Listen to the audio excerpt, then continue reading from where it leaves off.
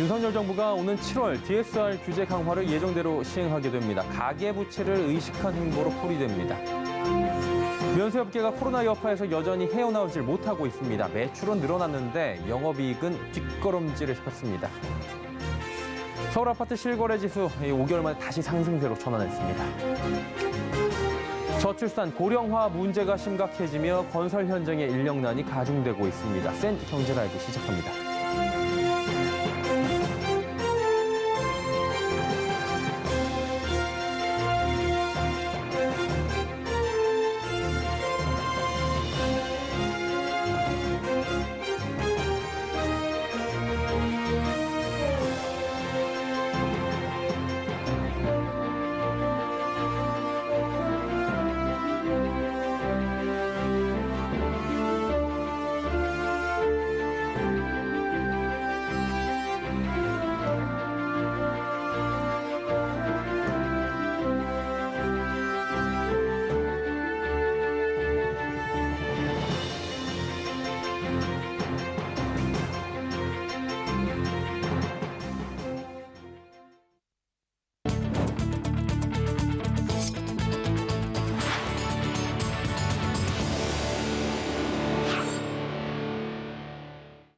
시청자 여러분 안녕하십니까? 센 경제라이브 서정덕입니다. 인도의 밀 수출 금지로 글로벌 식량 위기 고조되고 있습니다. 이에 제분 사료주의 투자 심리가 자극되고 있다고 하는데요. 최민정 기자입니다. 현지 시간 14일 인도 대외무역총국이 자국 식량 확보를 위해 밀 수출을 전격 금지하겠다고 발표하자 국내 증시에선 사료 제분주가 가파르게 뛰었습니다. 제분 사료 기업인 한탑은 전일 상한가를 기록한 데 이어 오늘도 전 거래일 대비 8.21% 오르며 장을 마쳤습니다.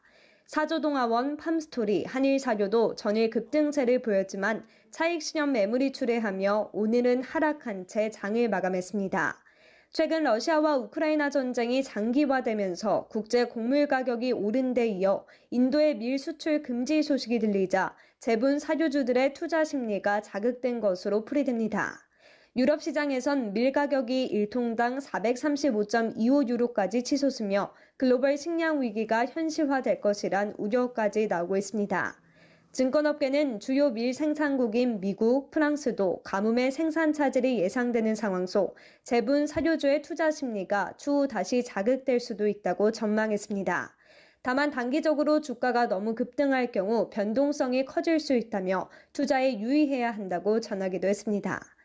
좀 단기적으로 급등을 하게 되면은 이게 실적에 반영되는 수준보다 더 주가가 더 먼저 튀는 경우가 있을 수 있거든요. 거기에 따라 좀 변동성도 좀 유의할 필요가 있지 않을까. 서울경제TV 최민정입니다. 정부는 대출 규제 완화를 추진하고 있습니다. 그런데 예정과 달리 오는 7월로 예정된 총부채 원리금 상환 비율, DSR 강화 조치는 그대로 시행하기로 한 건데요. 윤석열 정부가 가계부채 심각성을 인지했기 때문입니다. 윤다혜 기자입니다. 오는 7월부터 개인별 DSR 규제 대상을 총 대출액 1억 원 초과 차주로 확대하는 조치를 예정대로 실시됩니다. 지난 1월부터 총 대출액이 2억 원을 초과하는 차주를 상대로 DSR 규제가 적용 중인데 7월부터는 더 강화되는 겁니다. 당초 새 정부가 주택담보대출 비율, LTV 규제 완화 등을 공약으로 내건 만큼 시장에서는 DSR도 완화하거나 더는 강화하지 않을 것이란 전망이 제기됐었습니다. 그럼에도 윤석열 정부가 DSR을 유지하기로 한 건 가계부채가 지난해 1,862조 원을 넘어서는 등 경제 최대 내관이라는 점을 의식한 조처로 풀이됩니다. 지난달 말 은행권 가계대출은 5달 만에 증가세로 돌아섰습니다. 이런 상황에서 DSR 규제까지 완화할 경우 부동산 시장이 불안정해지고 가계부채 증가를 부채질할 수 있다는 겁니다. 미국의 긴축 정책에 따른 영향으로 연말까지 국내 기준금리와 대출금리는 가파르게 오를 것으로 보입니다. 전문가들도 자칫 섣부르게 DSR 규제를 완화했다가는 가계부채 부담을 가중시킬 수 있다고 우려합니다. DSR은 가격이 하락하면 더 큰 문제를 발생시키죠. 그러니까 왜냐하면 차주에 대한 거기 때문에, 그러니까 본인의 가치도 떨어지고, 그 다음에 그러면 그 빚을 빌렸던, 그러니까 또는 대출을 냈던 사람한테 영향을 받게 되거든요. 일단 DSR을 유지하되 나중에 공급이 있었을 때 일시적으로 완화해 주는 게. 다만 DSR 규제를 유지하면 대출 한도가 높아지기 때문에 고소득자만을 위한 제도가 될 수 있다는 지적도 나옵니다. 서울경제TV 윤다입니다. 엔데믹 훈풍이 불고 있는 유통업계와는 다르게 면세업계 여전히 표정이 어둡다고 합니다. 중국 보따리상에 의존할 수밖에 없는 상황이라 외형은 커지고 있는데 영업이익은 감소하는 이른바 기형적 실적 구조가 굳어지고 있는 건데요. 문다혜 기자입니다. 면세업계가 코로나19 여파에서 여전히 헤어나오지 못하고 있는 모습입니다. 일제히 1분기 두 자릿수 매출 신장률을 올렸지만 영업이익은 뒷걸음질 쳤습니다. 롯데 면세점의 1분기 매출은 1조 2,464억 원으로 작년보다 63% 늘었지만 영업손실은 753억 원으로 적자 전환했습니다. 중국 봉쇄로 영업 환경이 악화한 데다 코로나19 이전에 사들였던 상품이 재고자산 평가 손실로 회계 처리됐습니다. 신세계 면세점도 1분기 매출은 7,721억 원으로 1년 새 61.2% 컸지만 영업이익은 작년 231억 원에서 올해 21억 원 영업손실로 돌아섰습니다. 현대백화점 면세점도 마찬가지 1분기 4,243억 원의 매출을 달성하며 97% 컸지만 영업손실은 지난해 112억 원에서 올해 140억 원으로 커졌습니다. 유일하게 흑자를 낸 곳은 신라 면세점입니다. 1분기 매출은 55% 오른 9,785억 원을 달성하며 선전한 듯 보였으나 영업이익은 70%나 급감했습니다. 수익성 악화는 중국 보따리상에 의존할 수밖에 없었던 영향이 큽니다. 중국의 봉쇄로 면세점 매출의 80%가량을 차지하는 보따리상들의 유입이 줄자 이들을 유치하기 위한 면세점 간 수수료 출혈 경쟁이 심화됐습니다. 보따리상이 지불하는 수수료율은 30에서 40% 수준으로 뛴 상황이라 매출액이 들수록 손해가 커지는 구조가 된 겁니다. 여기에 해외에서 국내로 입국 시 PCR 검사를 받아야 해 일반 내외 국민의 면세 방문 비율도 크게 늘지 않았던 점도 컸습니다. 문제는 아직 항공편이 제한적인 데다 해외여행 수요가 본격화하지 않아 당분간 보따리상에 의존해야 하는 상황. 업계에선 2분기에도 실적 반등을 기대하기 어렵다는 우려가 나옵니다. 서울경제TV 문다입니다. 납품 단가 연동제, 2022년 대선 후보들의 정책 공약이었습니다. 윤석열 정부가 이 제도를 도입하기 전 현장의 목소리를 듣는 자리를 마련했다고 하는데요. 김수빈 기자입니다. 원자재 수급 불균형이 이어지고 우크라이나 사태가 장기화되자 원자재 가격이 치솟고 있습니다. 2022년 3월을 기준으로 대부분 원자재 값이 2018년 이후 최고치를 기록했습니다. 하지만 상승분이 납품 단가에 제대로 반영이 되지 못하는 모습입니다. 반면 중소기업들은 지난해부터 원유, 철강, 물류비 등 폭등한 원자재 가격으로 납품 단가에 반영하지 못해서 올해 영업이익이 15%가 감소할 거라는 전망이 나오고 있습니다. 중소기업 중앙회는 오늘 국민의힘 정책위원회와 납품 단가 연동제를 합리적으로 도입하기 위한 토론회를 열었습니다. 지금 우리 경제가 비상 상황에 와 있습니다. 특히 물가가 치솟고 있는 이런 와중에 우리 중소기업이 겪고 있는 납품 단가에 대한 연동제는 굉장히 의미가 있고 균형을 잡아주는 역할이라고 생각을 합니다. 납품 단가 연동제란 원자재 가격 변동 시 별도 요청 없이 상승분을 반영하는 제도입니다. 2008년부터 법제화가 시도됐지만 시장 경제 원칙을 훼손하고 소비자 위험 부담이 커진다는 등의 이유로 도입되지 못했습니다. 국민의힘 정책위는 연동제가 대중소기업 간 균형을 맞추는 것이 중요하다고 강조했습니다. 어느 한쪽의 희생을 강요하지 않고 대기업과 중소기업이 동반 성장할 수 있게 법을 도입해야 한다는 겁니다. 이를 위해 연동제를 운영할 때 원자재 값이 올랐을 때는 충분히 상승분을 반영하고 내려갔을 때 또한 반영해 서로 상생해야 한다고 덧붙였습니다. 입법과 관련해서는 법적 뒷받침을 위한 검토를 거의 마친 상황이라며 하도급법을 개정해 납품 단가 관련된 조항을 넣어서 강제화시키겠다고 밝혔습니다. 연동제가 도입되기에 앞서 협상력의 균형이 이루어져야 한다는 목소리가 이어졌습니다. 송창석 숭실대 교수는 장기적으로 볼 때 합리적인 연동제가 도입돼야 한다며 계약 이후에도 협상을 통해 균형을 맞춰야 한다고 조언했습니다. 서울경제TV 김수빈입니다. 지난 3월 서울 아파트 실거래가 지수 5개월 만에 상승 전환했습니다. 새 정부의 규제 완화에 대한 기대감이 작용한 것으로 풀이됐는데요. 이지영 기자입니다. 서울 아파트 실거래 가격 지수가 5개월 만에 상승 전환했습니다. 한국부동산원에 따르면 지난 3월 서울 아파트 매매 실거래 가격 지수는 175.1로 전달 대비 1.4포인트 상승했습니다. 실거래 가격 지수는 실제 거래된 가격을 이전 거래가와 비교해 지수화한 겁니다. 아파트 매매 실거래 가격 지수가 오른 건 이전 정부의 강도 높은 부동산 규제에 멈췄던 거래량이 새 정부의 규제 완화 정책에 대한 기대감에 늘어났기 때문으로 풀이됩니다. 규제 완화에 대한 기대감, 또 정비사업 활성화에 대한 기대감들이 시장에 반영이 돼서 이런 것들이 반등하는 추세가 나타난 거 아닌가. 서울에서 가장 지수가 많이 오른 지역은 노원구, 도봉구, 강북구 등이 속한 동부권으로 지난 2월 대비 3월에 4.4포인트 올랐고 대통령 집무실 용산 이전 호재로 용산구, 종로구가 2.1포인트 상승했습니다. 이어 은평구, 서대문구, 마포구가 속한 서부권과 강남 4구가 각각 1.1포인트, 0.3포인트 상승했습니다. 업계에선 다음 달 있을 지방선거와 관련해 후보자들이 부동산 규제 완화 공약을 내놓으면 실거래가 지수에 영향을 미칠 걸로 보고 있습니다. 다만 부동산 규제 완화 기대감이 있다 하더라도 금리 인상과 집값 고점 인식 등의 문제가 맞물려 있어 매매 가격 지수가 계속 오를지는 미지수라고 말합니다.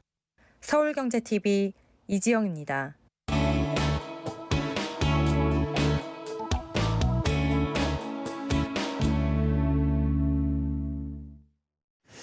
건설 현장의 셧다운 리스크 요인 짚어보는 이번이 두 번째 시간입니다. 건설 현장에서 근로자의 고령화, 일손 부족 문제가 심화되고 있다는 이야기 많이 들어보셨을 겁니다. 여기에 저출산이라는 사회적 문제까지 더해지며 앞으로도 건설 현장에서 근로자 수급 문제 더욱더 커질 것으로 전망되고 있죠. 어찌 보면 최근에 자재값 급등보다 더욱 근본적인 문제일 수 있다는 지적도 함께 나옵니다. 건설 현장의 일손 부족 문제 해결책은 없을까요? 서청석 기자가 알아봤습니다. 최근 코로나19 장기화에 따른 세계 공급망 불안, 러시아의 우크라이나 침공 등 영향에 건자재 값이 크게 오르면서 공사비 증액 문제를 두고 건설 현장 곳곳이 홍역을 치르고 있습니다. 이 가운데 건설업계 일손 부족 문제도 서서히 그 심각성이 커지고 있습니다. 오래전부터 청년층의 건설업 기피 현상이 이어져 온 탓입니다. 건설 근로자 공제회에 따르면 지난해 전체 건설 기능 인력 중 40대 이상 근로자가 차지하는 비중이 82.4%에 달하는 것으로 집계됐습니다. 건설 현장에서 일하는 기능 인력 10명 중 8명이 40대 이상이란 얘기입니다. 특히 지난 1월 기준으로 50대가 35.4%로 비중이 가장 컸고 60대 이상이 24%를 차지하며 뒤를 이었습니다. 50대에서 60대 비중이 40대를 넘어선 겁니다. 신규 내국 인력 유입이 획기적으로 개선되기 어려운 상황에서 코로나로 인한 외국인 입국 문제, 불법 외국 인력에 대한 고강도 단속까지 더해져 인력 수급의 어려움은 더욱 커진 상황입니다. 일할 사람을 구하기 어렵다 보니 급격히 오르는 인건비에 자연스럽게 공사비 증액 문제까지 동반되고 있습니다. 최근 원자재값, 인건비 등 건축비가 크게 오르고 있습니다. 공사비 증액을 둘러싼 문제가 공사 중단으로 이어지는 사업지들이 나타나면서 분양가 인상 압력이 커질 것으로 보입니다. 내국인 건설 근로자의 고령화로 외국인 근로자는 건설 현장에서 선택이 아닌 필수가 됐습니다. 특히 대형 건설사보단 중견 건설사의 인력난이 더욱 심각합니다. 한 중견 건설사 관계자는 내국인은 물론 외국인 근로자 수급에 큰 어려움을 겪고 있다며 공사를 위해 불법 체류자, 불법 취업자를 어쩔 수 없이 고용할 수밖에 없는 상황에 몰리고 있다며 고충을 토로했습니다.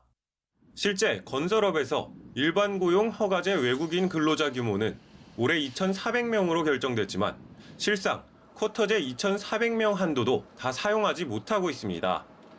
인력을 구하기 힘든 지방 중심 중견 건설업체가 불법 체류자와 불법 취업자를 고용하다 적발당하면서 고용 제한 조치를 당해 배정된 인원도 사용하지 못하고 있는 겁니다.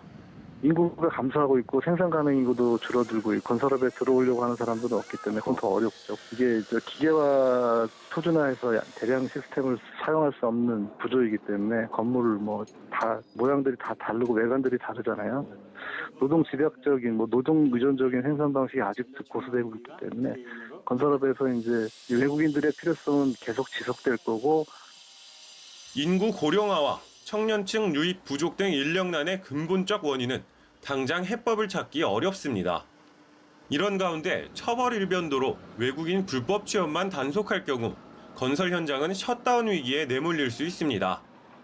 외국인 근로자는 필수 인력이 됐지만 불법 체류자 혹은 불법 취업자 한 번 적발에 1년, 두 번 적발에 3년 외국인 고용 제한을 당하게 됩니다.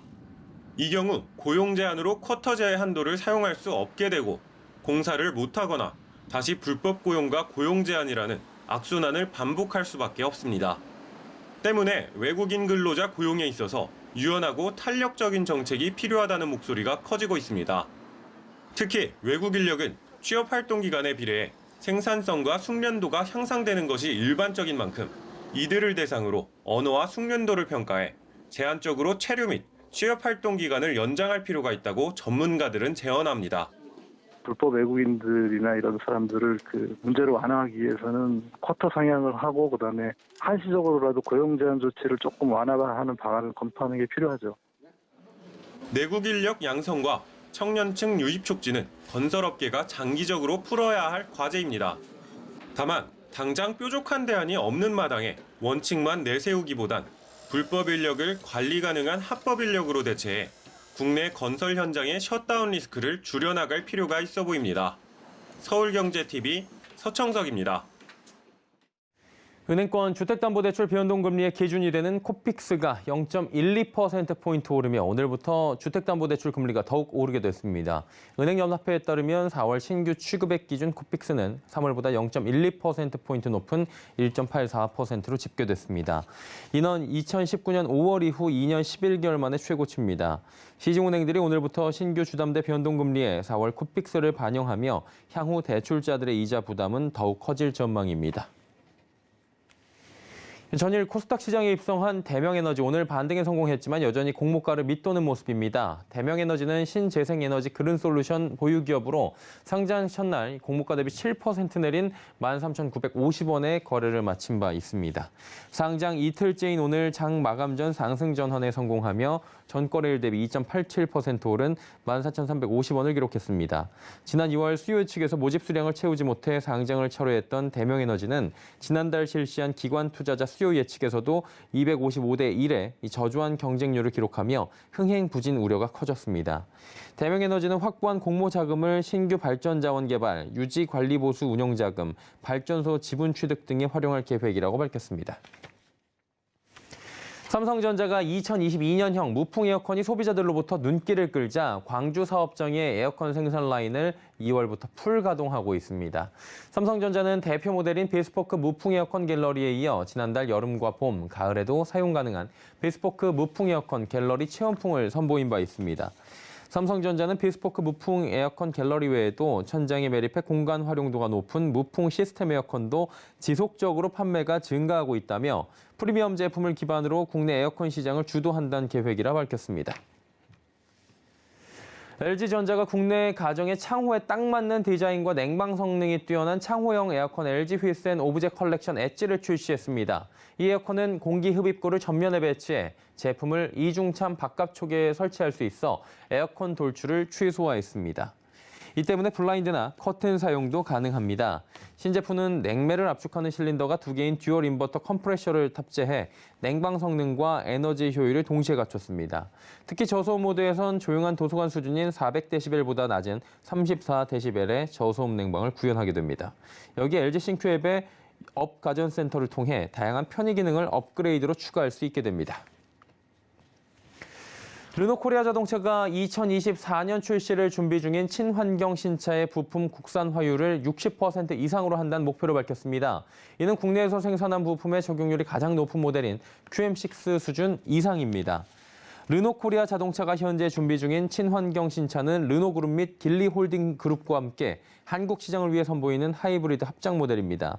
길리그룹의 스웨덴 R&D 센터에서 개발한 세계적 명성의 CMA 플랫폼과 차세대의 하이브리드 시스템을 기반으로 르노코리아 국내 연구진들이 최고 수준의 첨단 기능을 탑재한 새로운 제품으로 개발해 선보인다는 계획입니다. 상장사 10곳 중 4곳, 신종 코로나 바이러스 감염증 확산 전보다 직원 수가 줄어든 것으로 나타납니다. 전국경제인연합회는 17일 2018년부터 2021년 기준 비금융업 코스피 코스닥 상장사 1,874개 기업의 직원 규모를 조사한 결과 지난해 808개사의 직원 수가 전년 대비 감소했다 전했습니다. 코스피 상장사 696개사 중 294개사인 42.2%가 직원을 감축했고 코스닥 상장사는 1,178개사 중 43.6%에 달하는 514개사가 인력을 조정했습니다. 코로나19 사태 등으로 경영이 어려운 기업들이 비용을 아끼기 위해 인력 감축에 나선 것으로 풀이됩니다. 정경련은 기업이 불확실성을 극복하고 적극적으로 투자와 고용을 확대할 수 있는 정부의 지원이 필요하다며 규제 완화, 세제 지원을 강조하기도 했습니다.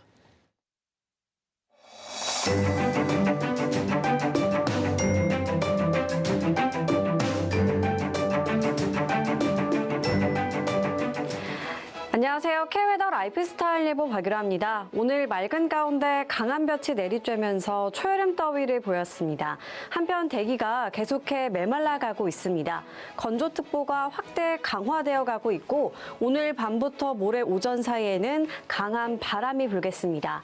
특히 강원 산간은 순간 풍속이 90km에 달하겠는데요. 화재 사고에 유의하셔야겠습니다. 미세먼지 농도는 강원 영동과 제주를 제외한 전국에서 높게 나타나겠는데요. 호흡기 건강을 위해 보건용 마스크를 착용하셔야겠습니다. 내일 중부지방은 아침부터 낮 사이 하늘이 흐리겠고요. 강원 영서북부 지역은 오후 한때 5mm 미만의 소나기가 지날 수 있겠습니다. 양은 적지만 벼락과 돌풍이 동반될 수 있겠습니다. 반면 남부지방은 대체로 맑은 날씨가 예상됩니다. 다음은 자세한 지역별 기온입니다. 중부지방 낮더위가 예상됩니다. 서울 26도, 춘천과 대전 27도까지 오르겠습니다. 다만 그만큼 일교차가 크겠습니다. 동해안 낮 동안 기온이 크게 올라 덥겠습니다. 강릉과 울진 28도까지 오르겠습니다. 남부지방의 한낮 기온 광주 28도, 대구는 무려 29도까지 올라 초여름 더위를 보이지만 아침, 저녁에는 서늘하겠습니다. 바다의 물결은 서해상으로 최고 3m, 동해상도 최고 2.5m로 약간 높게 일겠습니다. 당분간 별다른 비 소식 없이 건조함이 더 심해질 수 있겠고요. 날은 갈수록 더 더워질 전망입니다. 날씨였습니다. 생경제라이브 저희가 준비한 소식은 여기까지입니다. 편안한 저녁 시간 보내시길 바랍니다. 고맙습니다.